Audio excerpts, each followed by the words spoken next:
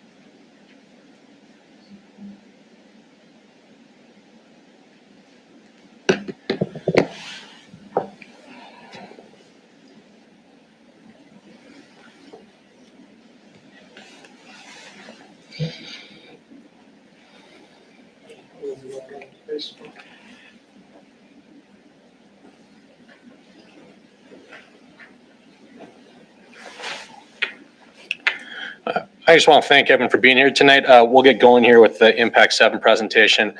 I'm Devin Swamberg, the village administrator here in Osceola. I do have a quick announcement too. Next Thursday night at 7 o'clock, there will be a public input session or listening session on our stormwater utility creation and what that means for the village. So that's in this room next Thursday at 7 o'clock. So with that, I'll turn over to Carol to talk about the Impact 7 development proposed in Osceola. Good evening and thank you. I'm Carol Keene. I'm the Vice President of Real Estate Development for Impact 7. And I have a long career in housing development, over 30 years. And I'm happy to be here tonight to talk to you about the development that we have planned in your community. Mike, do you want to? Yeah, my name is Mike DeWord. I'm the Senior Regional Manager with Impact 7. I've been with them for over 30 years and in the business for over 40 years. And I will oversee the operations of this property if we are moving forward with it. So just a little, we'd like to start by just sharing some information with you about Impact 7. We're a nonprofit housing developer and business lender that's headquartered in Rice Lake. And we've been operating throughout the state of Wisconsin since 1970. So this is our 55th year in operation. Mike works for Impact Management Group. Impact Management Group is the staff of managers and maintenance that maintain our properties.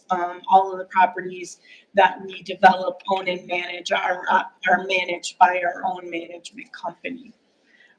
We're a group of about 80 employees and operate throughout the state of Wisconsin. Impact has about 1,600 units, as I mentioned, all over the state. Our property management services are provided to all of our properties. In addition, we do provide some property management on a fee base for select groups of owners that we have a relationship with. Over the last 5 years, we've had community investments of over $76 million throughout the state. And we're very proud of a property that we recently opened called Maplewood Cottages in St. Croix Falls.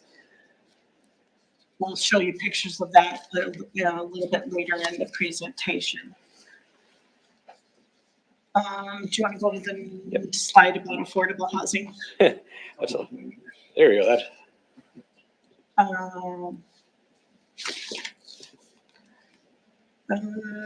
There we go. Understanding affordable housing. Is that you?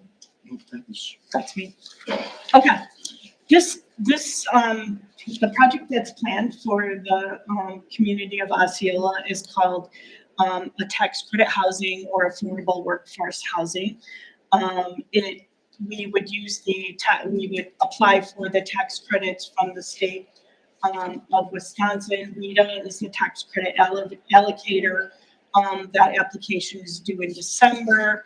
The criteria is usually look at need in the community and fiscal solid plan for the development. And it's, the applications are scored competitively, and then awards are announced in, would be next May. So the plan for this development would be to secure our financing and our tax credits during 2026, most likely break ground at the beginning of 27. And usually our construction takes about 12 months and then come into the marketplace in early 2028. What does affordable housing mean? It's housing that's accessible to individuals and families with limited resources that may not be able to complete in the marketplace. We're aware of misconceptions and concerns about affordable housing and hope to dispel those untruths and stereotypes today by providing you more information. Our affordable housing has held to very high standards. We've had a long track of experience doing this, over 50 years. Our management group has lots of experience. They're inspected and rated annually for all the projects that we have in our portfolio. There's very strict reporting requirements that are in place by the various lenders and investors. And there's multiple entities that conduct inspections on site throughout the year. Impact Management's annual inspection ratings are usually between above standard and superior, which is very high in the industry. Next slide, Devin. We're proposing a 60-unit development on the corner of Kimball Avenue and Simon Drive. It'll consist of 1, 2, and 3 bedroom units. There'll be cottage style units that are slab on grade with attached garage, individual entrances, their own patios, and then there'll be a series of garden walk-ups. They'll be providing housing to individuals and families between 30 and 60% of median income, which we'll go over those income limits with you shortly. Our typical residents are teachers, law enforcement, manufacturing, and seniors, also veterans and persons with disabilities. Our unit amenities include internet, vinyl flooring, in-unit washer, dryer, patio. Like I said, the cottage units have direct walk-in, and there's always a community room or community center on site that has a fitness center, a community room, a patio, and the management office for the staff person. We also do allow pets, and there is a pet spa, which is basically a pet wash where anyone that's residing in the community can use it to wash their pet.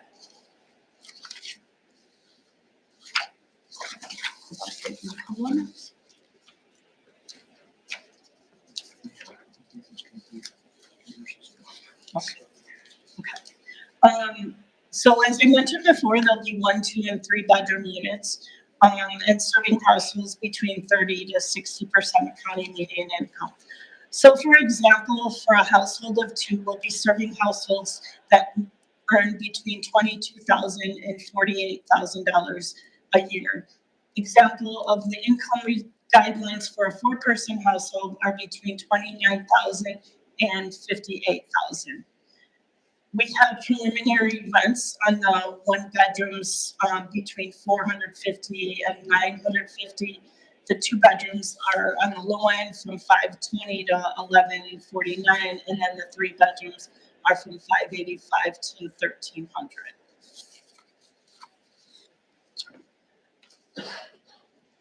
Next slide, please. So as I mentioned before, the demographics of who will be serving are working families, trying to make ends meet, seniors on a fixed income, veterans, professionals, and individuals with disabilities. Okay. Management and compliance overview. This is where I get involved a little bit, but I'll take you back to 1970 and a bunch of concerned citizens, if you will, in the region decided that something needed to be done. How can we make an impact on the 7-county area of northwest Wisconsin?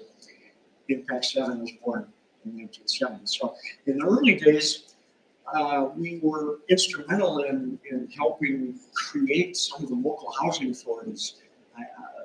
Washburn County Housing Authority, Barron County Housing Authority, to name a few. But over the years, then we get into the 1980s, and it was 1985 when Impact 7 said, "Well, we will, develop these properties, and now we're going to retain the ownership and manage our own properties." So, in 1985, we got started.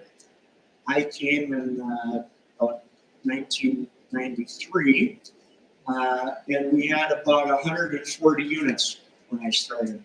And as Carol mentioned earlier, we're around 1,600, actually approaching about 2,000 units over this 40-year period of managing properties. So I like to think that we're doing it right. And we've had a long time to refine what we're doing and make sure that the way we manage property makes sense.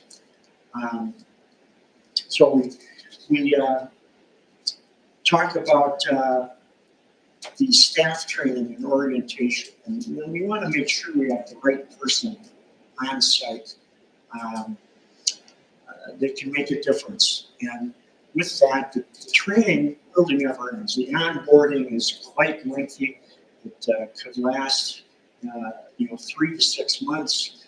We have hours and hours of training that we do, online training especially, and not just the, how do we collect the rent and how do we operate our software, but we get into, customer service and dealing with difficult people and other personnel issues, being a team player, curb appeal. So we do training on all that kind of thing as well. In fact, in the first month or so, we dedicated about 50 hours of online training to that manager that's taking over. Applicant screening. We do this, we set up the screening, but our software company does it the way we have dictated. We look at just about everything. So the potential resident has to make enough money to pay the rent. These units are not subsidized. So we set the rents, and the resident will be responsible for the entire amount. We calculate that to qualify, they need to make 2.5 times income what the monthly rent is.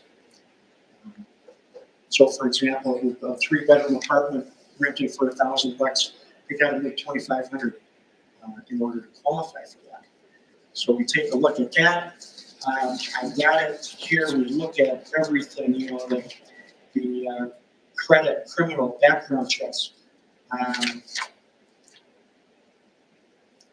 felonies, basically any felony dealing with crimes against children, they're automatically rejected. Felonies in the last 10 years are going to be rejected. And we kind of work our way backwards then.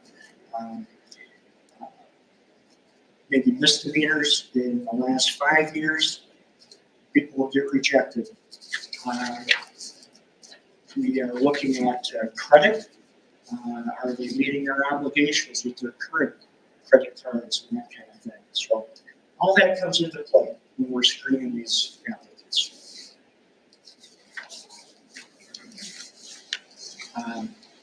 And not to mention, we look at previous landlords. Have they been paying rent on time? Have they been taking care of their apartment?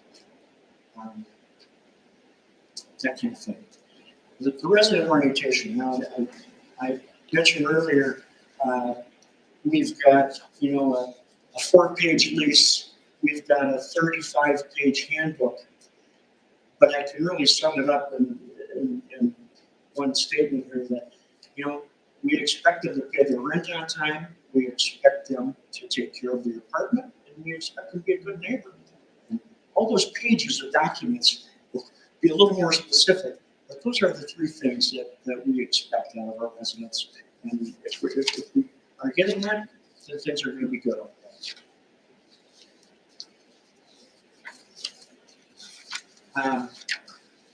Compliance issues. So we use the third-party compliance company.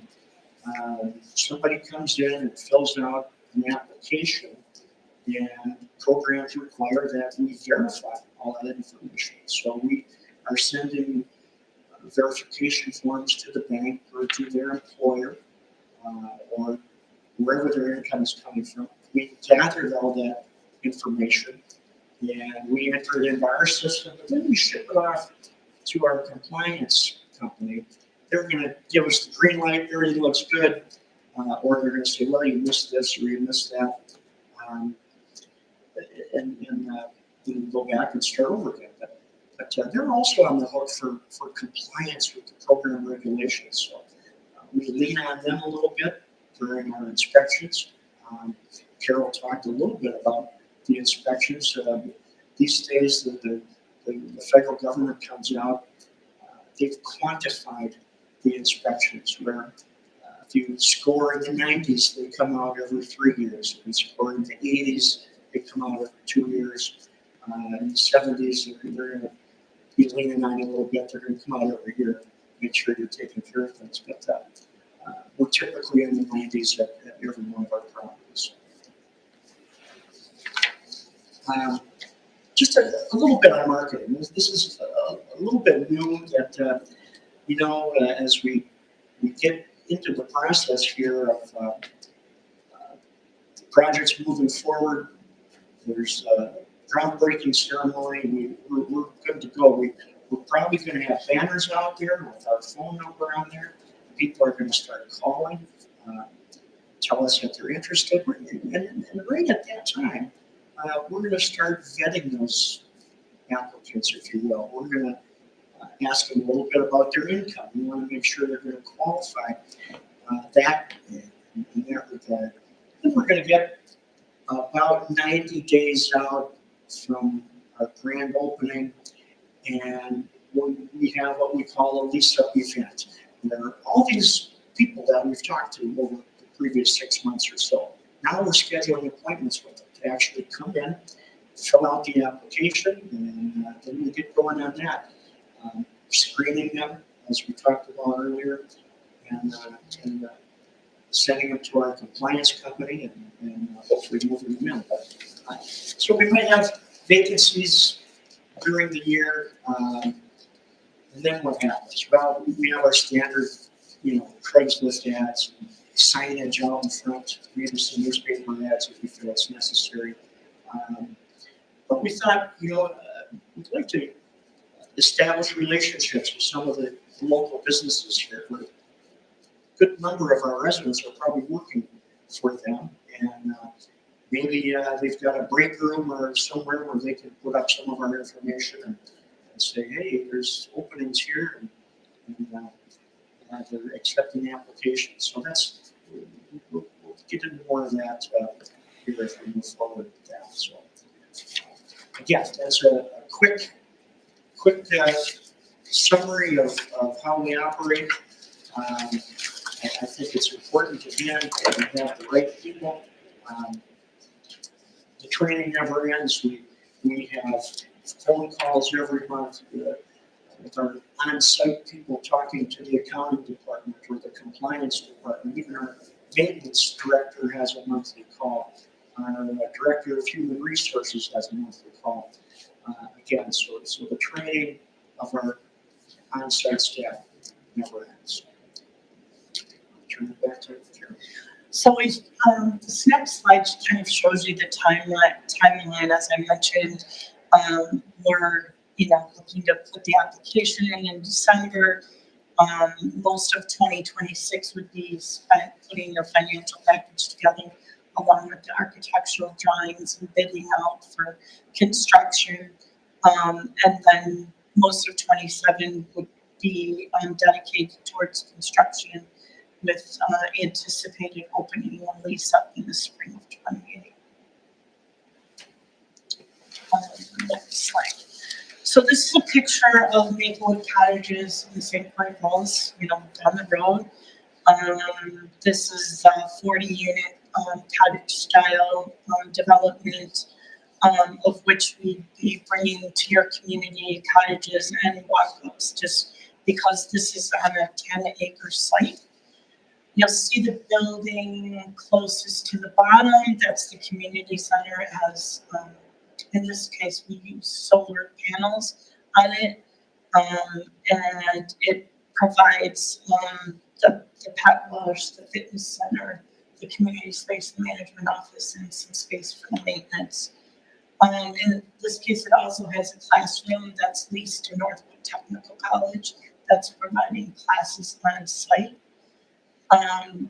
It was a $14 million project, 12-month construction, 1, 2, and 3 bedrooms. The project opened, the first building opened in May, the last building opened in August. Everything was 100% occupied, 90 days in advance, and we have hundreds of people on the waiting list there.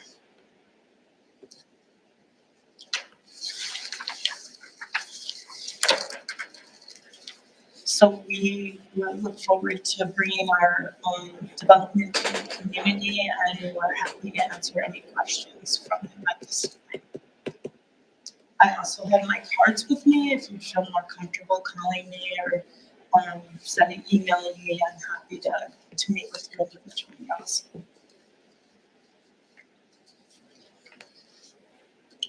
Yeah, Kim. Of course, I read in some of your stuff, there's tax credits or something. What does that mean? It means that's part of the financing tool that we would be using to, So who gets those tax credits? those tax credits are actually awarded to the development, and then they're sold to a third-party investor, and that equity is used to develop the project. So what kind of tax is it? Is it property tax not being paid? No, it's their investment tax credits from the IRS. The property, while Impact is a nonprofit, this would be owned by a taxable entity. Is the WIDA approval, is that almost a certainty? No, it's a competitive process, and generally you have about a 30% chance. 30%? So what happens if you're not approved? Well, we have been doing this for a very long time, and we have a very high success rate. While it's not a guarantee, we've estimated what a very competitive score is. We've also met with our consultants who are experts in this field and feel that this is a very strong application.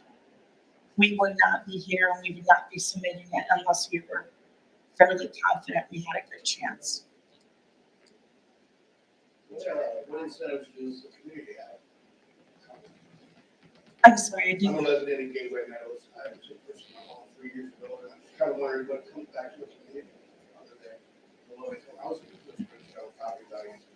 Well, the development like this it's going to end up being probably between $16 and $17 million, and it brings a lot of, Again, what comes back to the community? Do we get a lower tax rate? Do we have a higher crime rate? Do we have more drug problems, police activities, due to lower income houses like in other states? Does it bring down my house value? I mean, I'd be happy to share studies with you that Do you have have been, hard numbers to pick? I don't have those hard numbers Have you with done you. those studies on that? I have, done studies on that. I've read this. I didn't bring them with me today, but I'd be happy to email them to you or provide them to you. And then, Devin, you're Devin, right? Yep. And is this a hard set already, that this is already gonna transpire and take place, or does the community have a say in it?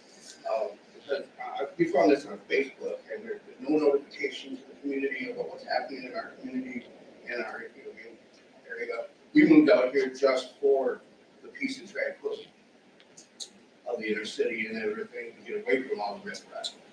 And now, lower income housing brings more riffraff, brings more stuff like that. So This is there div- going to be an announcement to the community where we can step up and have some say in it? It's what these public, this land is not owned by the village. So it's a private land sale between the developer and the person who owns the land. We've heard from multiple businesses in the community that we need worker rate housing, not low income housing, worker rate housing. People who are going to live here work at the school. They're going to work at Eric's restaurant back there. These are the type of people that are going to be living in this restaurant, in these developments. With it, they also have high standards for people who are going to live there too. So I've had this discussion with the police chief too, that this is not going to be a crime haven area. There are many safeguards in place to prevent that. With that though, this is what tonight's meeting is for, is to talk to the public, hear their questions, hear their comments, and go from there. This was posted on the city website. Keep in mind the city website is where you go for the information and meetings, as we have no official Facebook page. So it was posted on the city's website as an update too. So what if you don't have online, so you're not gonna get the notice of this stuff? Because I found out from somebody else about it. It was also. I don't go online very often. It was also posted in 3 places too. It was posted at the post office, the grocery store, and our village hall. All And nowhere that I go to. those are the 3 required places to be posted, and those were all village meetings and events are posted at. So unless I go to Dick's and read the total board, I would not know about any of this, or the post office, which I don't go to the post office. I don't come to the police department for anything. The police city hall, everything is here. That's what we're required to, and that's the notifications that you get. When we have in meetings and events, they go in our quarterly newsletters. Does your on-site manager reside on the property? No. No. No. But he's a day by day. Yeah, a project this size, I'm gonna estimate that they'll be here every day. For how long? Till it's complete? Once, After that, so is there gonna be an on-site after that? once it's complete, they'll be here every day. 6 to 8 hours a day. And there is maintenance staff in addition to management staff. And then every individual has, we have an 800 number for 24-hour maintenance in case of an emergency after hours. So what's, other than like a traffic flow and not because all these people work somewhere, and they all start at 7 o'clock in the morning. You've got about 60, 70 people trying to get out of there at one time. And the way that looks, you only got one way in and one way out. This is a concept plan that has been developed. This is only a plan. It's nothing final. And the entrance and exit to the property was through initial conversations with the city. However, things may change as we would move forward with the project. There's an entrance on Simmon and an entrance on Kimball. There's a drive-through on there. So does that County Road M then? 75th Avenue is County Road M, yes. Pardon me? Yes, 75th Avenue is Seminole or M. So you've got that many cars trying to get out on M in the morning to go to work.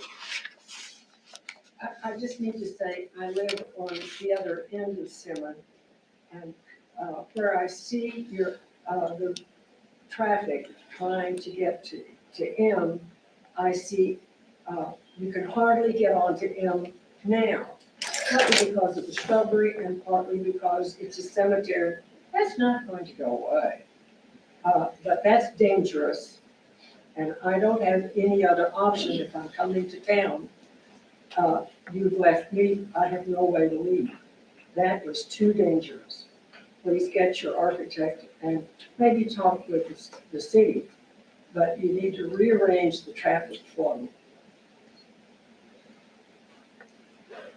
How Other many, than that, I'm liking what you're doing. Thank you. how many units are in the St. Clair Falls? 40, 40, and how many are here? 60. Okay, and it's about the same acreage, correct? No, No, we only have 4, The- they had 10. Your St. Clair Falls has 10 acres and this one has 4. Are you putting in smaller units in St. Clair, or what's the difference? Why are you doing more in a smaller spot here? this we just did a different layout than what we did at St. Croix Falls. Is there a reason? Yeah, because we could not do 60 units of townhouses on this, or excuse me, 60 cottage units on this size parcel. We're gonna- How big is each unit? We have 1, 2, and 3 bedroom units. Square Square footage for 1 bedroom is 850. Our 2 bedrooms are approximately 1,000, and our 3 bedrooms are 1,250. Is that the same as St. Croix or? Yes. Yes, St. Croix 1 bedrooms are a little bit bigger, but 2s and 3s are the same. What's the biggest unit that you have At St. Croix Falls, anyway? 3 bedroom, Well, 12, not biggest size, but how many people in a 1 unit spot? Like how many apartments, what's your biggest building? we have a 120 unit in Madison. But most of our units are 40 and under, because we're in a lot of small communities. However, we do have some in Madison, Milwaukee that are 70 units, between 70 and 100. There's no on-site manager at all time, you're saying? There will be an on-site manager here, yes. Oh, living in one. Not living in the unit, but they will be working at the site full-time. And what will their job be? Just, Do you want to talk about their job? I'm sorry, what was what that? will their job be? Are they the person calling complaints or? Yeah, there are eyes and ears. They will handle the day-to-day operations. They will do everything from coordinating snow removal and lawn mowing and maintenance with their maintenance staff and marketing the vacant apartments and processing paperwork and applications for new residents. They will really handle the whole thing. Are most of your units more in the downtown area or are most of your projects in residential areas? Would you say? I'm not sure I'm understanding the question, but Well, so like for a project like this, I feel like being close to the downtown area, that's walkable. I feel like that's a good thing for low income type housing, whereas this is more residential and at least over a mile away from downtown. From all Accessibility, I think you can. Because our current one is right now behind Dick's, and I feel like that's a good spot for it, because if you're going from, that's a good spot, you can walk up, everything you need, that grocery store or whatever. So I'm just asking if most of them are outside of a downtown district, or? I mean, they're, Kind of in the middle of the housing district. they're all over, and you can see them on our website. It shows every apartment community that we own or manage and where it's located. So why would you want to put like 2-story building in front of a housing community? Why can't you just do, if you're gonna do something, just be, level. Well, this is the initial design that we came up with, and that's why we're here tonight to get feedback. One question, are you guys going to use local businesses, contractors and stuff like that? We would, For the building project, or are you guys going to be busting them in from Ice Lake or Eau Claire or wherever, where we're not going to be putting our community to work?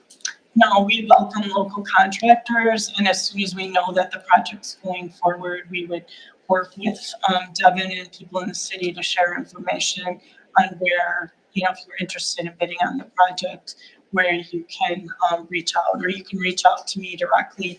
We have a construction manager on our team that handles the bidding process and and, keeps all of that information. That's part of the package. So if you got an on-site and Useless, isn't it? 5 to 6 hours a day, and you're gonna run into a problem with your building. This poor guy. What's, what do you have for hours? Yeah, they absolutely have to respond to any emergencies. We have a 24-hour emergency call answering service. They would forward the calls. We define the emergency. They're looking at our definitions. If that meets one of the definitions, they're going to call 4 or 5 people, ultimately me, but the first 4 or 5 better answer before me.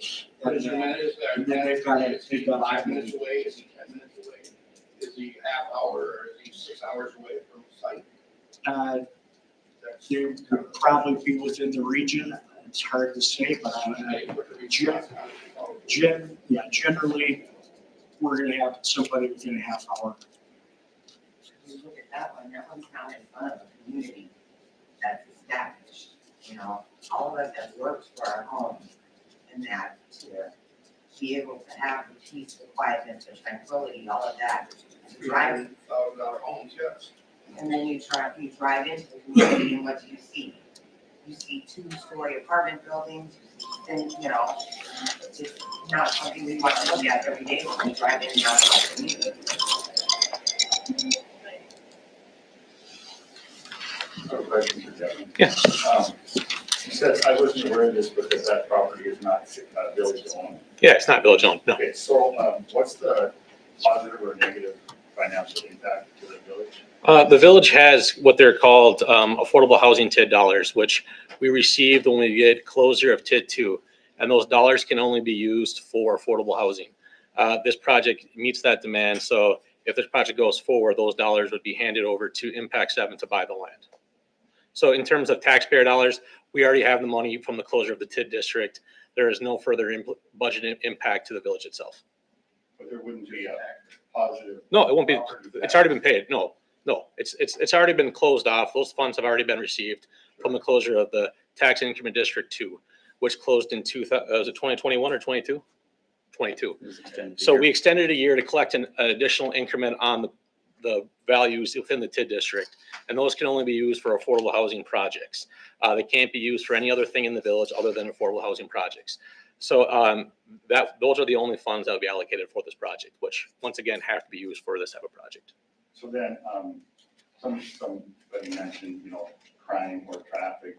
How would that impact our police force if there are calls that have to be made there? Because I would assume that the village would enforce stuff that goes on there, and also road maintenance and things like that. It's the impact of density is basically no more impact than the rest of the development going through anyways.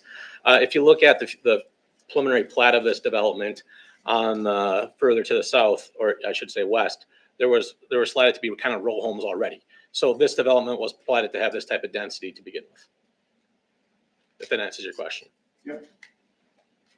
Why was this area selected rather than, for instance, by the airport, there's a lot of land. 160 acres that's available. What was the main reason? It's the proximity to utilities played a huge factor in the plot that they're looking at. And ultimately, it's got to be a property or interested, which Impact 7 is interested in buying it. Like I said, the village itself is not buying the land, so we're not the ones dictating what's happening there. In terms of density, the area is already zoned R3, like that whole development is, which is multifamily resident, which is zoned multifamily residential. So there would have to be no rezoning of this site. It's already zoned for this compatible development. So there's utility infrastructure that's readily available. Mhm. Yep. All that kind of stuff. Yep.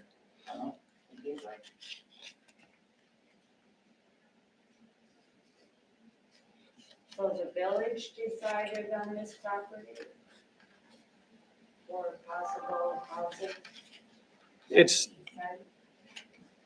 we approach them with many ideas, and ultimately they have to sign off or go with what they have to go, because they're their own business. We have many ideas, and they have their own site selector of what appeals to them. So what you're saying is that property is still zoned for 2-story apartment? It's zoned R3, yes. So if you go into our village code, it is an acceptable use of the property.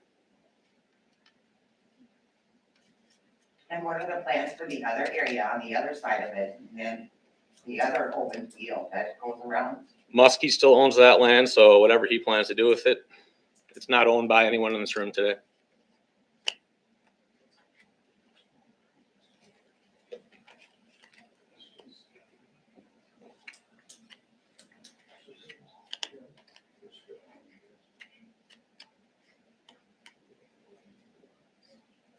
All done?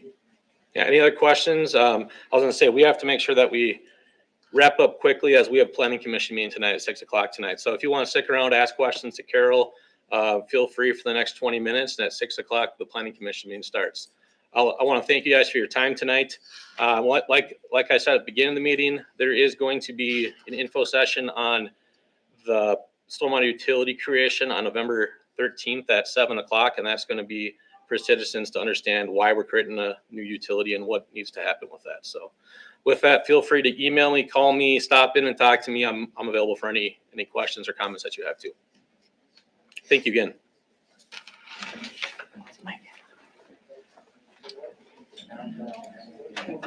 Thank you. You don't have to stay for